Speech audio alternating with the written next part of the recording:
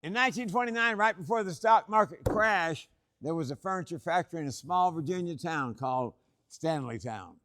The town was named after the man who built the factory, Thomas Stanley. He hadn't just built the factory, he built the houses around it so his 400 workers could live close to their jobs. Then the giant crash came, and the company was already carrying too much debt from expanding. The easy thing would have been to start letting people go.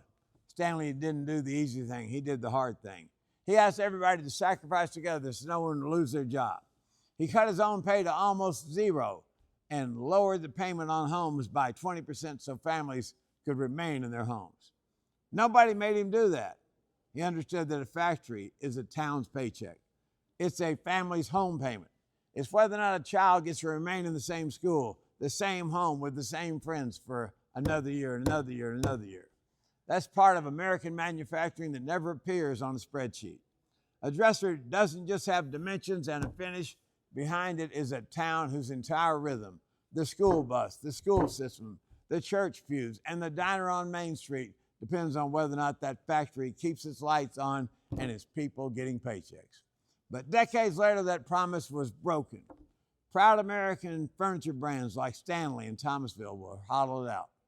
Factories were closed and thousands of jobs were shipped overseas, not because American workers failed, but because American executives chose cheaper labor and greater profits over the people who built those companies. The American worker didn't abandon those brands. Those brands abandoned the American worker. Every factory that stays open today keeps the town whole. Every factory that closes takes more than a building with it. It takes paychecks, it takes families, it takes craftsmanship, it takes dignity, and another piece of America. Work brings purpose and meaning to life, and offshore took so much purpose and meaning away from great American workers. It's not a crying shame, it's criminal.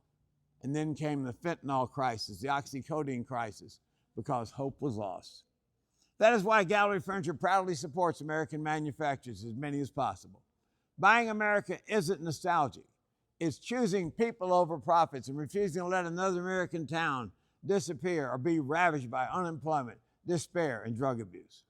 At Gallery Furniture, we planted our flag deep in the American soil. We buy American-made products. We support American communities and American jobs like the Amish craftsmen in Indiana, Ohio, where this furniture is built. The American people make furniture that keeps the American dream alive in small towns across the nation because American workmanship, American pride, American craftsmanship, and the American people matter. At Gallery Furniture, when you buy American products, you're supporting American jobs.